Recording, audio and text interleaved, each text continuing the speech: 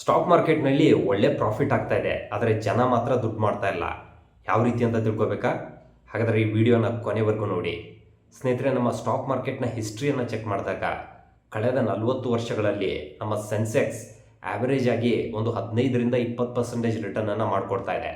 ಆದರೆ ಜನ ಮಾತ್ರ ಕೇವಲ ಒಂದು 7 to 8% ರಿಟರ್ನನ್ನು ಮಾತ್ರ ಮಾಡ್ತಾ ಇದ್ದಾರೆ.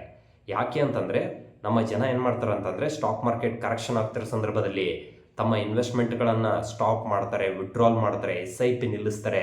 ಅದಕ್ಕೋಸ್ಕರ ಅವ್ರಿಗೆ ರಿಟರ್ನ್ಸ್ ಕಮ್ಮಿ ಆಗ್ತಿದೆ. ಇದನ್ನು ಒಂದು ಉದಾಹರಣೆ ಮೂಲಕ ಎಕ್ಸ್ಪ್ಲೇನ್ ಮಾಡ್ತೀನಿ. ಕೋವಿಡ್ ಸಂದರ್ಭದಲ್ಲಿ ನಮ್ಮ ನಿಫ್ಟಿ 8,000ಕ್ಕೆ ಬಂದಿತ್ತು. ಇವಾಗ 8,000ದಿಂದ 25,000ಕ್ಕೆ ಬಂದಿದೆ. 2 times ಗ್ರೋತ್ ಆಗಿದೆ.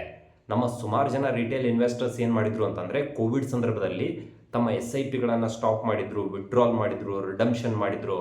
ಅವರು ಮತ್ತೆ ಮಾರ್ಕೆಟ್ ಯಾವಾಗ ಎಂಟ್ರಿ ಕೊಟ್ಟರು ಅಂತಂದರೆ, ಮಾರ್ಕೆಟ್ 15,000 ಬಂತು, 18,000 ಬಂತು, 20,000 ಬಂದಾಗ ಅವರು ಮತ್ತೆ ಮಾರ್ಕೆಟ್ನಲ್ಲಿ ಎಂಟ್ರಿ ಕೊಟ್ಟರು. ಅದಕ್ಕೋಸ್ಕರ ಮಾರ್ಕೆಟ್ ಕರೆಕ್ಷನ್ ಆಗ್ತಿರೋ ಸಂದರ್ಭದಲ್ಲಿ ಅವರು ತಮ್ಮ ಇನ್ವೆಸ್ಟ್ಮೆಂಟ್ಗಳನ್ನು ವಿಡ್ರಾಲ್ ಮಾಡೋದು, ಮತ್ತೆ ಮಾರ್ಕೆಟ್ ಮೇಲೆ ಬಂದಾಗ ಎಂಟ್ರಿ ಕೊಡ್ತಿರೋ ಕಾರಣಕ್ಕೋಸ್ಕರ ಅವರು ತಮ್ಮ ರಿಟರ್ನನ್ನು ಕಮ್ಮಿ ಮಾಡ್ತಾ ಇದ್ದಾರೆ. ಸ್ನೇಹಿತರೆ, ಪ್ರಾಬ್ಲಮ್ ಇರೋದು ಮಾರ್ಕೆಟ್ನಲ್ಲ, ಪ್ರಾಬ್ಲಮ್ ಇರೋದು ನಮ್ಮಲ್ಲಿ, ನಮ್ಮ ಮೈಂಡ್ಸೆಟ್ಟಲ್ಲಿ, ನಮ್ಮ ಬಿಹೇವಿಯರಲ್ಲಿ. ಸ್ನೇಹಿತರೆ, ಇದ್ರ ಬಗ್ಗೆ ನಿಮ್ಮ ಅಭಿಪ್ರಾಯ ಏನು ಅನ್ನೋದನ್ನು ತಪ್ಪದೇ ಕಮೆಂಟ್ ಮಾಡಿ ತಿಳಿಸಿ. Thank you so much.